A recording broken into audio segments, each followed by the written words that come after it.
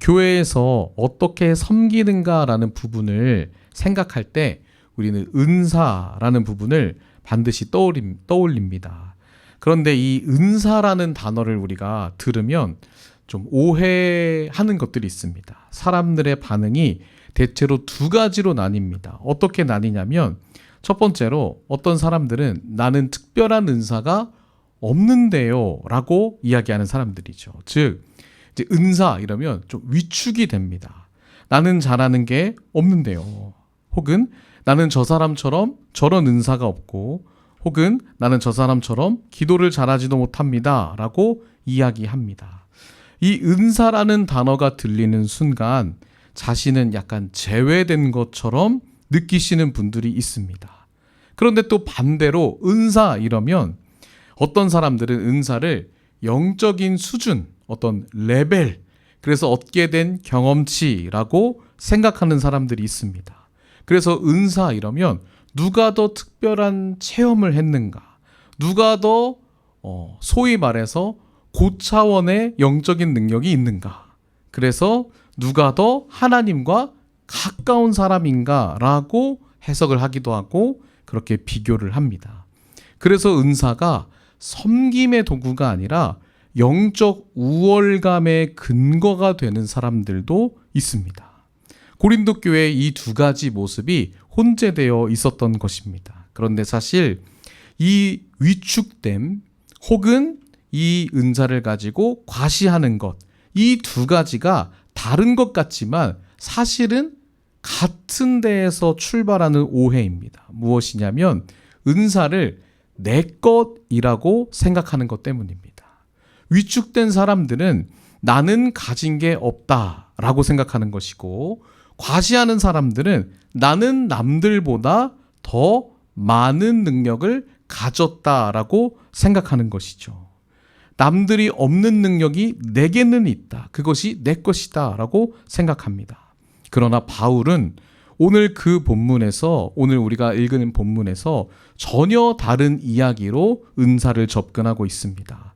오늘 말씀을 통해서 우리는 은사에 대한 이 두 가지, 위축과 과시라는 이 오해를 어떻게 바울이 해소하고 있는지를 살펴볼 것입니다.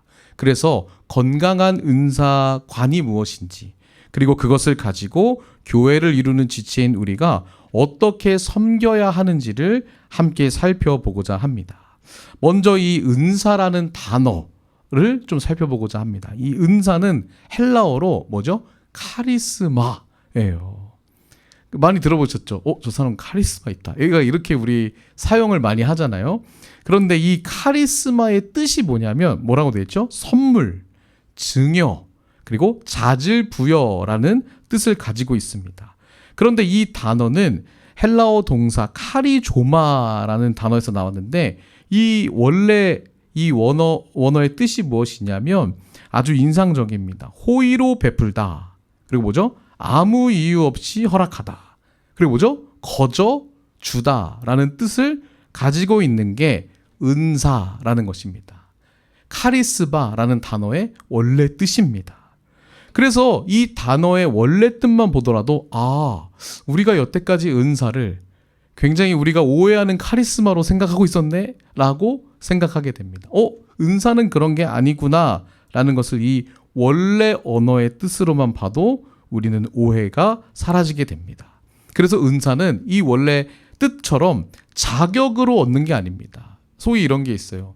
어떤 은사를 받기 위해서 기도원에 들어가서 40일 금식 기도를 하고 그렇게 열심히 기도하는 자에게 하나님이 막 성령의 은사를 부어주신다 라는 공식들, 사실은 잘못된 겁니다. 왜죠? 성령께서 마음대로 주실 수도 있고 또 뭐 하실 수도 있어요? 안 주실 수도 있는 겁니다. 거저 준 선물이에요. 그냥 주신 겁니다. 이 사람이 기도를 많이 하고 안 하고를 떠나서 하나님께서 주신 선물이 바로 은사라는 것입니다. 우리는 이 개념을 놓쳐서는 안 됩니다. 바울이 오늘 본문 12장 1절에 이렇게 시작을 합니다. 우리 1절 말씀을 다시 한번 읽어보겠습니다. 1절입니다. 시작. 형제들아, 신령한 것에 대하여 나는 너희가 알지 못하기를 원하지 아니하노니 라고 말합니다.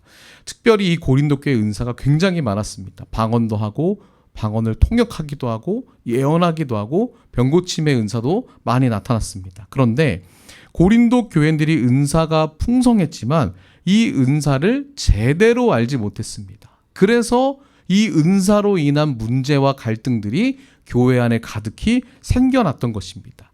그래서 바울이 이렇게 얘기하는 거죠. 제대로 알기를 원한다. 너희가 은사를 제대로 알기를 원한다 라고 이야기하고 있는 것입니다.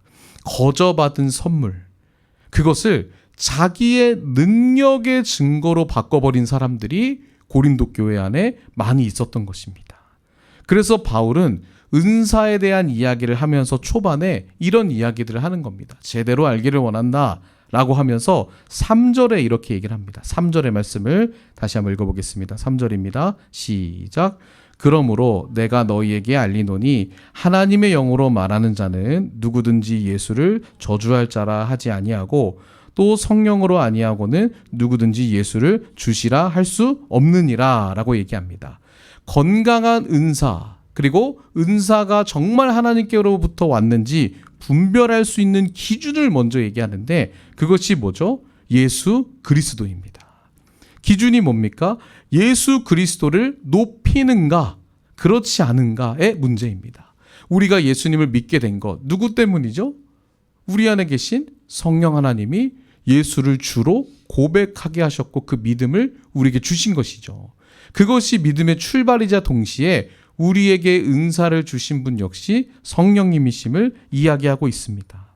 그래서 그 성령의 증거는 항상 예수를 주로 고백하는 것입니다.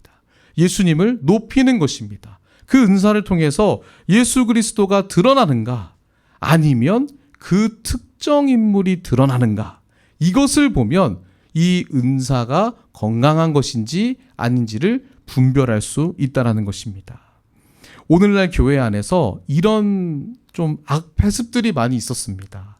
성령께서 내게 들려주셨다, 성령께서 내게 보여주셨다 하면서 말로 누군가를 판단하고 정죄하고 또 그 사람들을 얽매이게 만드는 그런 소위 은사자들이 참 많이 있었습니다. 그런데 가만히 들여다보면은 점점 그 은사자 없이는 못 살게 되는 사람들이 많은 거예요. 더 건강하게 예수님을 잘 믿는 게 아니라 항상 그 은사자를 마치 점쟁이처럼 찾아가는 겁니다. 그리고 그 사람이 말하는 거에 좌지우지되고 그 사람이 말하는 거에 내 삶이 끌려가게 되고, 어떻게 되죠? 성경과 예수 그리스도를 주로 고백하는 이 믿음과는 점점 멀어지면서 그 사람이 말하는 것에만 집중하게 되는 이러한 안타까운 일들이 오늘날도 벌어지고 있습니다. 그러나 바울의 기준은 분명합니다. 누군가를 무너뜨리는 방식으로 나타난 것은 성령의 역사가 아니라고 얘기합니다. 그리고 이어서 바울은 은사의 출처를 분명히 얘기합니다. 4절에서 6절의 말씀을 우리 다시 한번 읽어보겠습니다. 4절에서 6절입니다. 시작. 은사는 여러 가지나 성령은 같고 직분은 여러 가지나 주는 같으며 또 사역은 여러 가지나 모든 것을 모든 사람 가운데서 이루시는 하나님은 같으니 라고 얘기하면서 여기서 은사의 출처가 성령이고 직분의 출처는 주님 예수 그리스도이며 사역의 출처는 하나님이다 라고 바울이 이야기하는 것이죠.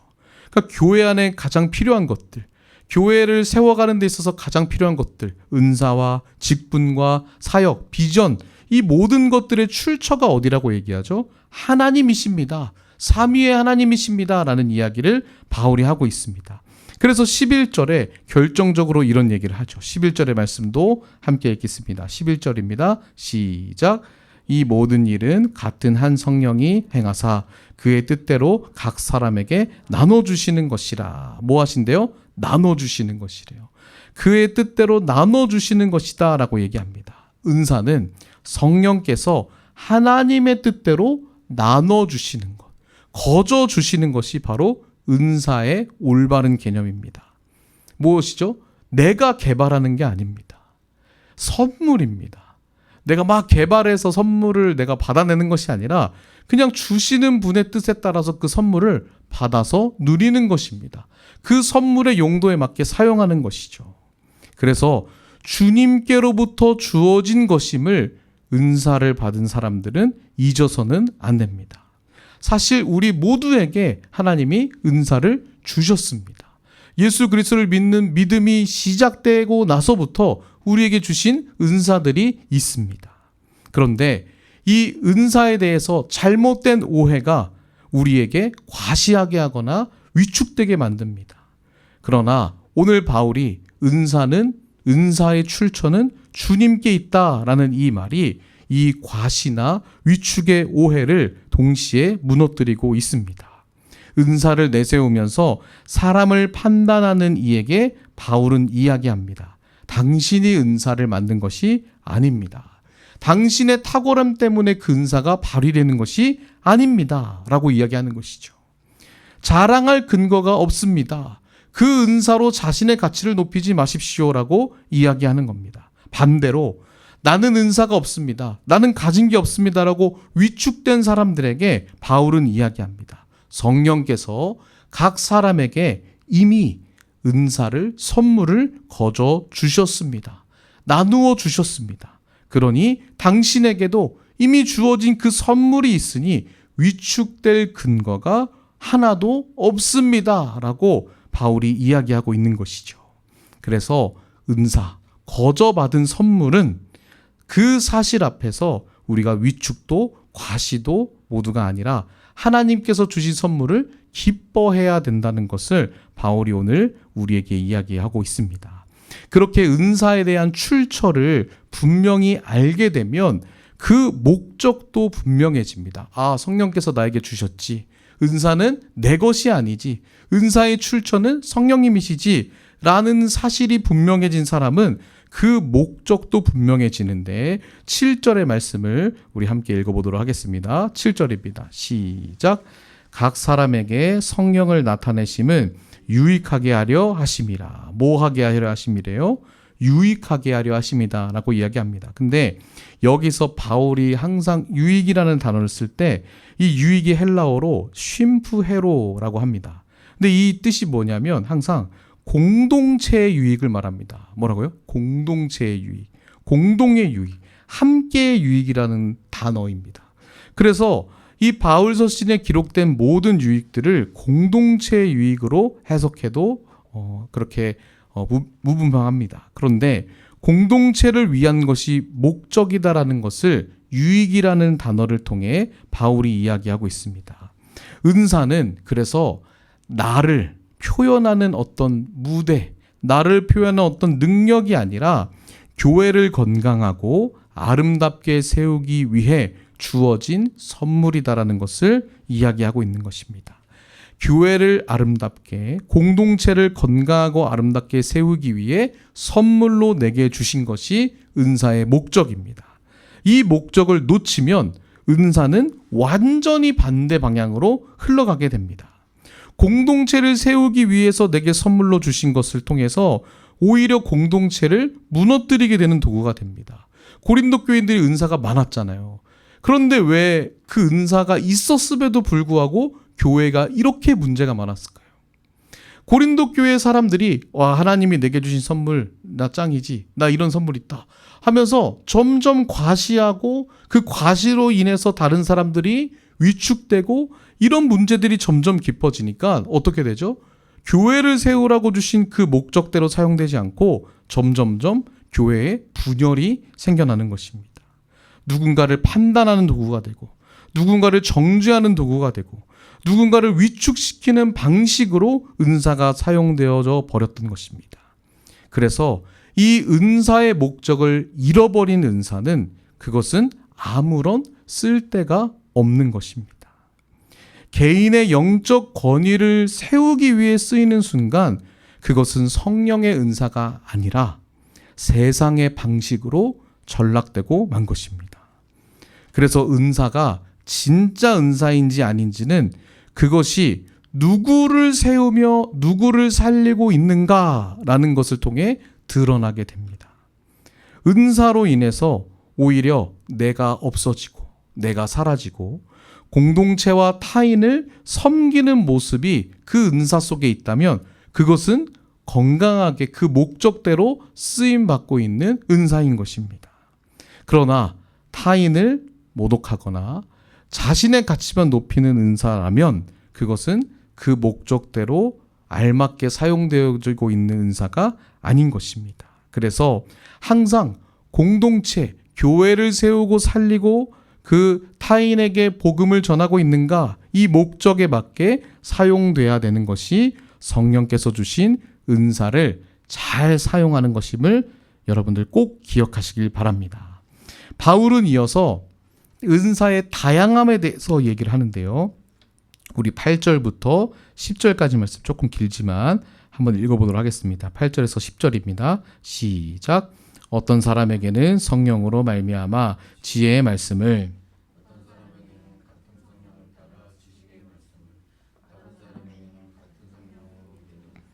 어떤 사람에게는 한 성령으로 병 고치는 은사를, 어떤 사람에게는 능력 행함을, 어떤 사람에게는 예언함을, 어떤 사람에게는 영들 분별함을, 다른 사람에게는 각종 방언 말함을, 어떤 사람에게는 방언들 통역함을 주시나니 라고 얘기합니다.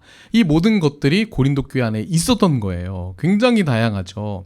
근데 이 은사가 굉장히 다양합니다. 여러 가지 이것 말고도 더 많은 은사들이 있습니다. 그런데 이 다양성을 보면서 우리가 빠지기 쉬운 함정이 있습니다. 그게 뭐냐면 이런 거예요. 여러분들 여기 8절에서 10절까지 은사 중에 뭐가 제일 좋아 보이세요? 어떤 게 나는 제일 좀 부럽다 있으세요? 한번 생각해 보세요. 근데 이게 바로 함정이라는 거예요. 무슨 말이냐면 비교하기 쉽습니다. 다양하게 되면 비교군이 쉬워지는 거예요. 어떤 사람이 예를 들어 방언하는 사람이 많은 교회에 방언을 못한 사람이 들어갔어요. 그럼 이제 어떻죠? 위축돼요. 그리고 막 사람들이 방언으로 셀라셀라 하면서 와 뜨겁게 기도하는데 어때요? 나만 이상한가? 내가 이상한가? 나는 왜 방언이 안 나오지? 이러면서 굉장히 위축되기 쉽습니다. 그리고 또 어떤 사람이 방언을 들으면서 옆에서 막 통역을 해요. 그래서 우와, 그냥 방언도 어려운데 통역을 한다고? 영어 통역도 어려워 죽겠는데 방언을 통역한다고? 이러면서 와, 저 사람 엄청 굉장히 영성이 뛰어난가 보다 라고 생각을 하게 되죠. 그러니까 다양하게 되면 빠지기 쉬운 함정이 바로 비교라는 것입니다. 어떤 은사가 더 중요한가? 어떤 은사가 더 좋아 보이는가를 따지게 되는 것이죠. 고린도 교회가 그러한 모습이 많았던 것입니다. 그래서 이런 겁니다. 방언을 하는 사람들을, 방언을 못하는 사람들을 하찮게 여기는 것이죠. 그리고 예언을 하는 사람은 뭐 방언 같다 저래, 저 레벨이 별로 안 되는 녀석들 이러면서 방언을 하는 사람들을 오히려 또 하찮게 여기는 겁니다. 그리고 어떤 사람은 조용히 묵묵히 섬기고 구제하는 은사가 있는데 에이 뭐 저런 게 은사야 이렇게 생각을 하는 것이죠. 밑의 수준이라고 생각하고 그렇게 사람을 서로 대했던 것이죠. 그러나 바울의 논리는 굉장히 다릅니다. 다양하다는 것은 비교하거나 무엇이 더 낫고 뛰어난지 점수를 매기는 것이 아니라고 얘기합니다. 즉, 은사의 다양함은 경쟁의 이유가 아닙니다 라고 얘기하는 것이죠. 그리고 서로가 다양한 방법과 방식으로 디테일하게 교회를 섬길 수 있는 협력의 이유입니다 라고 바울이 얘기해주고 있는 것입니다. 그러면서 우리가 읽진 않았지만 12절 이후부터 지체에 대한 표현을 사용해요. 그래서 눈이 있고 코가 있고 손이 있고 발이 있는데 눈더러 뭐라 그래요? 야, 눈 너 보기만 하잖아. 움직이지도 않잖아. 우린 맨날 움직이는데 왜 너는 바라보고만 있어? 하면서 눈 빼버려. 이러면 그 기능을 할 수 있어요? 못한다는 것이죠. 그죠? 그러니까 이 지체의 다양성으로 바울이 이 은사에 대한 오해를 깨뜨리고 있는 것입니다.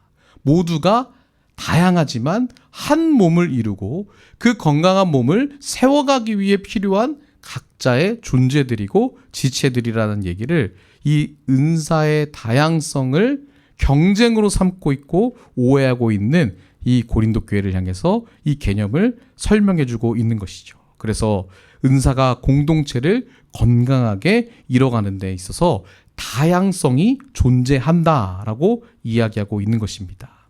그렇다면 이렇게 다양한 은사들이 있는데 이것이 언제 어떻게 드러나게 될까요? 비교가 아니라, 비교하면 절대 안 드러나요. 어떤 사람이 계속 비교하게 되고 왜 이게 없어, 나는 그게 없어 이러면 교회 안에서 은사가 건강하게 발견되지 못합니다. 왜죠? 위축되어 있으니까.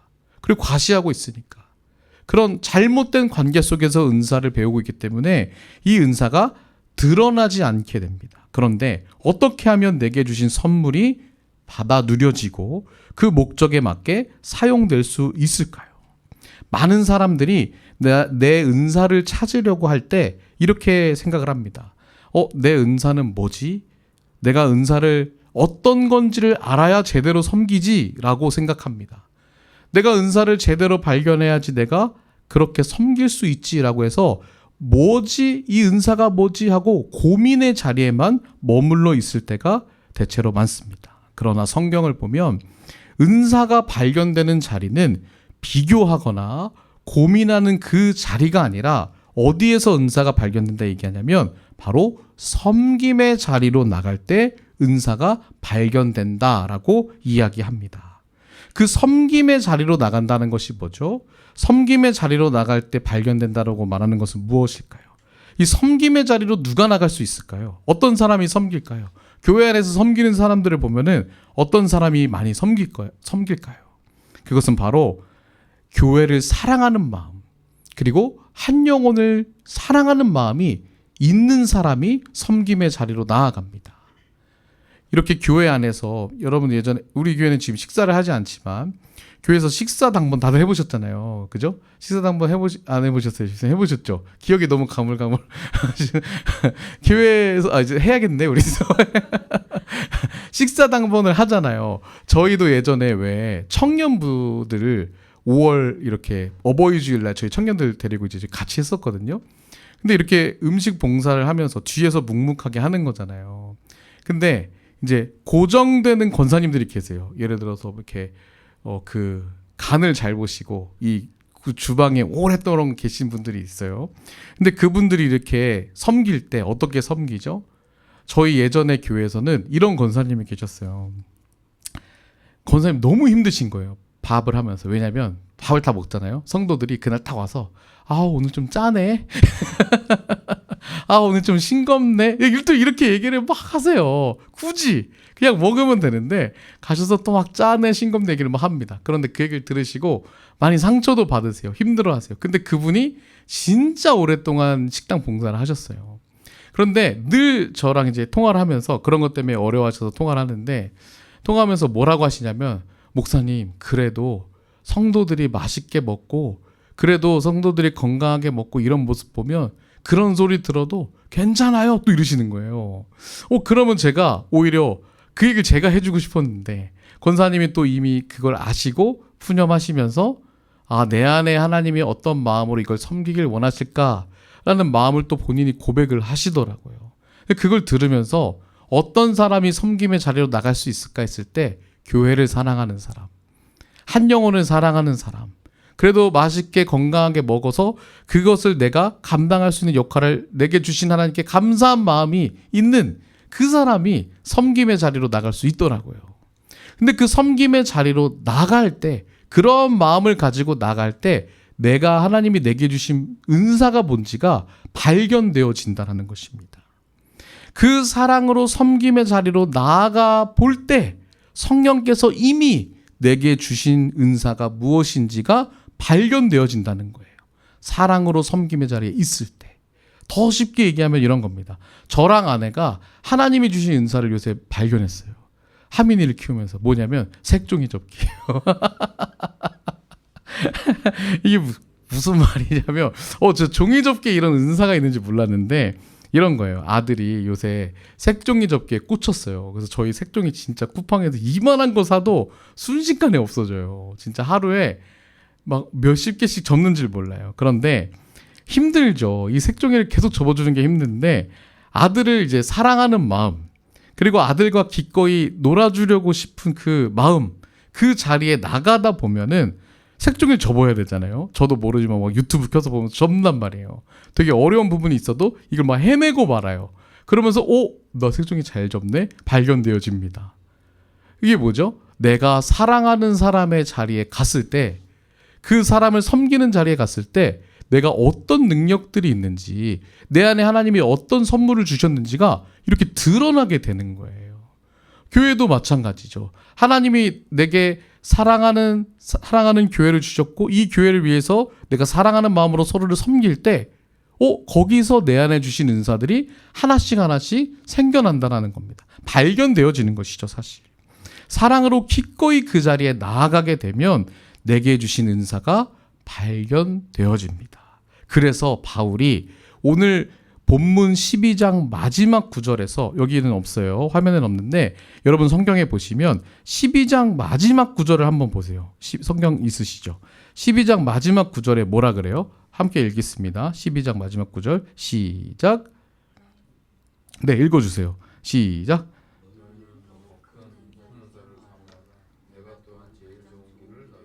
네, 더 큰 은사를 사모하라. 다양한 은사들이 있지만 더 큰 은사를 사모하라 하면서 뭐라 그래요? 내가 더 좋은 길을 너희에게 보여주겠다 하면서 그 다음 장이 뭘까요? 고린도전서 13장. 13장이 뭐죠? 여러분들 잘 아시는 사랑장. 뭐죠? 사랑장. 우리 13장 1절 말씀 여기 앞에 화면에 있습니다. 한번 읽어보겠습니다. 시작. 내가 사람의 방언과 천사의 말을 할지라도 사랑이 없으면 소리나는 구리와 울리는 꽹과리가 되고, 이 말씀 너무 잘 아시잖아요. 방언이 있어도, 예언이 있어도, 지식이 있어도, 믿음이 있어도, 그 은사의 다양성이 수만 가지로 있을지라도 그 안에 사랑이 없으면 그 은사들은 아무것도 아닙니다 라고 이야기합니다. 은사는 그리스도의 사랑이라는 이 사랑의 그릇에 담길 때만 공동체를 세우는 진정한 능력이 됩니다. 그리고 그것으로부터 교회가 섬김이 시작되고 출발되는 것이죠. 그래서 사랑이 없는 은사는 공동체를 결코 세우지 못한다라는 것입니다. 그렇다면 사랑 안에서 사용된 은사는 어떤 모습일까요? 이것을 가장 잘 보여주는 성경의 대표적 인물이 있습니다. 누구냐면 사도행전의 바나바예요. 바나바. 제가 하민이한테 성경 퀴즈를 내면 항상 바나나 이러는데 바나바예요. 이 바나바는 막 성경에 보면 놀라운 기적을 행한 사람이 아니에요. 사실 바울은 굉장히 놀라운 기적을 많이 행했잖아요. 손수건으로 막 사람이 낫고 막 이런 엄청난 기적의 소유자란 말이에요. 그런데 바나바는 잠깐 등장해요. 그렇지만 굉장히 큰 영향력을 가졌던 사람입니다. 바나바가 뭐 방언을 했다, 기적을 일으켰다 이런 기록이 없습니다. 그러나 초대교회를 세우는 데 있어서 가장 중요한 역할을 한 사람이 바로 바나바입니다. 어떤 역할을 했었죠? 당시에 그리스도인들이 가장 두려워하고 무서워하는 인물이 있었어요. 누굴까요? 지금 고린도전서를 쓰고 있는 바울. 제일 무서워했습니다. 왜죠? 바울이 예수님 믿기 전에 어떻게 했어요? 예수님 믿는 사람들을 죽이고 때리고 감옥에 집어넣는 유대교의 아주 열심인 사람이었단 말이에요. 근데 이 바울이 어느 날 회심을 했대요. 오늘날로 치면 어떤 사형수 같은 사람이, 무시무시한 사람이 갑자기 예수님 믿고 변화됐다는 거예요. 근데 그 사람이 갑자기 이음수교에 왔어요. 여러분 어떻게 하실 거예요? 그 무서우고 어마어마한 사람이 걔가 교회 좀 다니겠습니다 이러면서 온 거예요. 다들 약간 움찔 저 사람 저렇게 소문이 났어요. 건들면 안 돼. 다가가기 두렵잖아요. 근데 바울이 그런 존재였어요. 바울이 회심했지만 그 전적이 있던 사람이기 때문에 바울이 예루살렘 공동체에 들어왔었을 때 모두가 두려워서 다가가질 못합니다. 심지어 예수님의 제자들도 뭐라 그러면 안 돼. 저 사람 우리 예루살렘 공동체에 들어올 수 없어. 만약에 그런 척한 거면 어떡해? 우리 교회를 어렵게 하면 어떡해? 라는 이 편견을 가지고 있을 수밖에 없죠. 왜요? 바울이 한 전적이 있기 때문에. 그런데 그 중요한 시기에 바울을 예루살렘 공동체로 들어올 수 있도록 도와준 사람이 누구죠? 바나바예요. 엄청난 역할을 한 겁니다. 우리 사도행전 9장 26절, 27절 있나요? 네, 있네요. 우리 함께 읽어보도록 하겠습니다. 함께 읽겠습니다. 시작. 사울이 예루살렘에 가서 제자들을 사귀고자 하나 다 두려워하여 그가 제자됨을 믿지 아니하니 바나바가 데리고 사도들에게 가서 그가 길에서 어떻게 주를 보았는지와 주께서 그에게 말씀하신 일과 다메섹에서 그가 어떻게 예수의 이름으로 담대히 말하였는지를 전하니라 라고 이야기합니다. 모두가 두려워서 접근하지 못하던 사람, 그 사람을 향해서 바나바라는 어떤 한 무명의 예수님을 믿던 사람이 조용히 바울 옆자리에 앉는 거예요.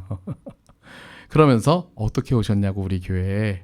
아, 그러시냐고. 아, 당신이 그 사람이었냐고. 아, 예수님 그렇게 믿게 돼서 그렇게 다시 눈을 뜨게 돼서 예수님을 전하는 자로 하나님 부르셨냐고. 너무 감사하네요 하면서 그 바울에게 다가가서 이야기를 들어주고 이야기를 또 함께 나누면서 이 형제는 이런 사람이래요 라고 이 예루살렘 교회와 바울 간의 다리를 놓아주는 그 역할을 바나바가 하게 된 것입니다.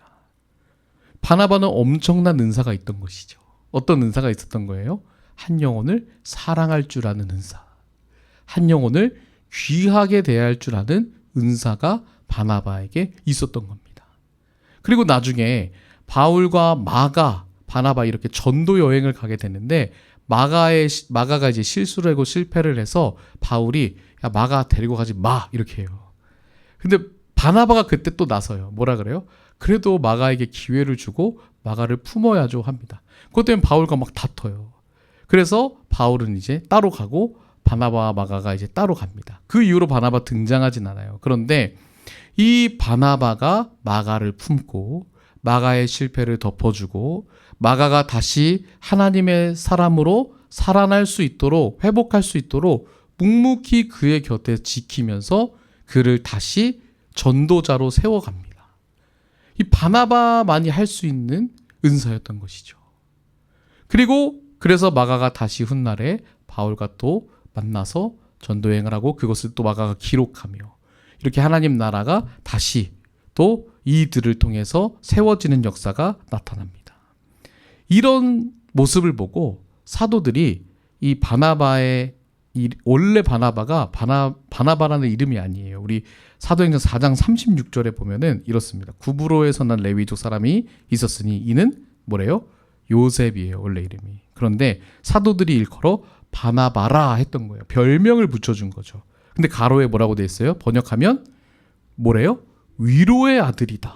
와, 얼마나 위로를 잘하면, 얼마나 한 영혼을 향한 아버지의 마음을 잘 품고 그것을 전달하면 위로의 아들이다라는 별명, 그것이 바나바 별명이 이제 이름이 되어버린 거예요.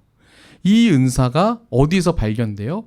한 영혼을 품고 사랑하며 섬기는 그 자리에서 발견됩니다. 사람들이 바나바네, 바나바네 라고 이야기합니다. 그래서 이 바나바를 통해서 은사에 대한 두 가지 오해, 과시와 위축, 이것을 모두 무너뜨린 사람이 바로 바나바였습니다. 그는 자신이 가진 위로와 그 긍휼의 마음을, 그것을 가지고 자신의 이름을 드러내려고 하지 않았습니다.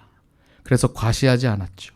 그리고도 동시에 나는 바울처럼 혹은 예수님의 제자들처럼 나에게 이런 특별한 은사가 없는 것 같은데 라고 하면서 뒤로 빼거나 위축되거나 물러서지도 않았던 사람이 바나바였습니다. 그는 단지 하나님께서 자기에게 맡기신 사람을 사랑했습니다. 바울이 필요할 때, 바울이 누군가가 필요할 때 그 바울 곁에 서 있었고, 또 실패한 마가 곁에 그는 서 있었습니다. 그리고 누군가가 하나님의 위로가 필요한 것 같이 보일 때 그때마다 그 사람에게 다가가 하나님의 위로를 전했던 사람입니다. 굉장히 심플하죠. 다른 사람들보다 특출난 은사가 아닌 것처럼 보입니다. 그러나 그렇게 위로와 사랑으로 품었던 자들이 하나님의 사람이 되는 그 모습을 보면서 바나바는 얼마나 뿌듯했을까요? 하나님이 나를 통해 저 사람을 세워가시네. 너무 감사하다. 자신도 하나님이 내게 주신 선물을 발견하는 기쁨을 누리게 되는 것입니다. 그렇게 만나게 하시고 맡겨주신 한 사람 한 사람을 사랑하는 동안 하나님께서 그에게 주신 은사가 드러났던 것입니다. 그 사람은 공동체를 사랑하며 세우려고 살았습니다. 잃어버린 양과 같은 사람을 품고 그 사람을 교회 공동체에 연결하고 실패한 사람을 다시 일으켜 세우는 일에 자신을 기꺼이 내어주었습니다. 그리고 그 섬김의 자리에서 하나님께서 주신 선물이 무엇인지를 다른 사람들이 발견해서 야, 저 사람 위로의 아들이다 라고 발견하게 됩니다. 그 은사를 통해서 하나님이 얼마나 그 사람 곁에 있는 사람을 사랑하시는지를 모두가 알게 됩니다. 그렇기에 은사는 자기를 증명하려고 할 때보다 누군가를 사랑하려고 할 때 더 분명히 드러나게 된다는 것을 믿으시길 바랍니다. 그 사랑하려는 자리에서 내게 주신 은사가 더욱 빛나고 선명하게 발견됨을 믿으시길 바랍니다. 그래서 교회다운 섬김은 무엇이냐? 내 은사가 뭡니까? 라는 질문에서 그치지 않게 하고 지금 내 곁에서 하나님께서 내게 맡기신 사람은 누구입니까? 내가 사랑해야 될 사람이 누구며 내가 더 디테일하게 보아야 되고 섬겨야 될 사람이 누굽니까? 라고 질문하며 하나님이 부르신 그 자리를 향해 나아가는 교회가 교회다운 섬김을 할 수 있는 교회임을 믿으시길 바랍니다. 내가 사랑해야 될 대상과 내가 사랑해야 할 자리가 누구이며 어디입니까? 라는 질문에서 진정한 섬김이 시작됨을 믿으시길 바랍니다. 은사는 사랑하는 사람에게 주어지는 어떤 보상이 아닙니다. 아, 내가 그럼 사랑해야지. 그럼 내가 은사 주시네. 이런 것이 아닙니다. 그리스도의 사랑을 이미 깊이 알게 된 사람, 경험한 사람, 그리고 그 사랑으로 사랑하는 그 자리와 그리고 그 사람에게 다가갈 때 드러나는 내게 주신 성령의 선물이 바로 은사인 것입니다. 하나님께서는 교회를 몇 사람의 특별한 능력과 은사로 세워가지 않으십니다. 어떤 분이 저한테 그런 얘기해요. 개척교회잖아. 그러면은 설교를 정말 잘해야 돼. 정말 탁월한 은사가 있어야 돼. 저는 이제 그런 얘기를 하세요. 그렇지 않으면 사람이 보이지 않아. 근데 이렇게 얘기하는데 그 잘못된 생각입니다. 왜죠? 한 사람의 탁월함으로 세워지는 교회는 교회가 아니에요. 그러니까 한 사람의 탁월함으로 세워지는 교회는 그 사람 때문에 모인 모임이에요. 그 사람이 없어지면 그 모임이 해체된다. 교회가 아닙니다. 왜죠? 교회는 누가 세우시죠? 하나님이 세우시죠. 그리스도를 믿는 믿음 위에 세워지는 게 교회입니다. 그럼 그 사람의 탁월함 때문에 교회가 잘 된다 안 된다? 이렇게 생각하는 것 자체가 잘못된 것이죠. 잘못된 것이죠. 은사는 개인의 탁월함을 나타내는 도구도 아니고 그것으로 사람을 끌어모으려는 도구가 되어서도 안 됩니다. 무엇이 교회다움의 섬김이죠? 한 사람 한 사람이 서로에게 주신 은사를 믿고 한 사람 한 사람이 우리 각자에게 주신 은사가 무엇인지가 서로 섬기며 사랑하는 그 자리에서 빛나게 드러날 때 그것이 진짜 교회 공동체의 교회다운 섬김입니다. 사람들은 그러한 공동체를 보고 저분을 통해서 예수님의 사랑과 위로가 경험되어질 때 그것이 진짜 교회다움의 섬김이며 교회다운 모습인 것입니다. 한 사람의 탁월함 때문에 목사님이 설교를 잘해서 목사님이 뭔가 기도의 능력이 뛰어나서 모인다면 그것은 그 목사님에게 무언가를 얻기 위해 모이는 거지 그것은 진짜 교회다운 섬김을 위해 교회로 존재하는 것이 아닐 수 있다는 것을 우리는 분명하게 기억해야 되는 것입니다. 교회로 우리를 부르신 이유는 무엇이죠? 서로 사랑함으로 하나님이 내게 주신 선물이 무엇인지를 드러내고 발견되어지고 그 사랑으로 하나님의 위로를 서로 경험하며 건강하게 하나님께서 우리 교회를 어떻게 세워가는지를 함께 보며 맛보게 하시기 위해서 하나님을 믿는 여러분들을 각자를 부르셨고 여러분들에게 믿음을 주셨을 뿐만 아니라 그 동시에 여러분들에게 특별한 고유의 재능과 은사들을 주신 것입니다. 그것이 어디에서 발견된다고요? 사랑하는 자리에서. 그리고 그것을 목적으로 사용될 때 교회는 건강하게 세워짐을 믿으시길 바랍니다. 그래서 우리가 무엇을 해야 될까요? 이 작은 개척교회가 무엇을 해야 될까요? 어떻게 섬겨야 될까요? 거창한 일을 찾기 전에 지금 하나님께서 내 곁에 두신 사람을 우리는 사랑하고 돌봐야 될 줄을 믿습니다. 우리 가정이나 그리고 내 곁에 위로가 필요한 사람이 분명히 있습니다. 여러분들의 자녀가 될 수도 있고 여러분들이 속한 직장의 어떤 동료가 될 수도 있습니다. 그 사람이 기도가 필요하고 그 사람이 누군가가 내 얘기를 들어줬으면 하는 어떤 그 한 사람이 여러분들을 부르신 그 자리에 있을 수 있습니다. 그 사람들에게 다가가는 것입니다. 그 사람들을 하나님의 사랑을 알게 하는 그 자리로 인도하고 싶은 그 마음으로 그 그리스도의 사랑으로 그 사람 곁에 머물며 이야기해 주는 것입니다. 그를 위해 기도해 주는 것입니다. 그래서 은사는 특별한 무대에서 드러나는 것이 아니라 이렇게 한 사람을 사랑하고 다가가고 그 작은 순종 속에서 그 내게 주신 은사가 드러나게 된다는 것입니다. 그 사랑의 섬김을 통해서 공동체가 세워진다는 것입니다.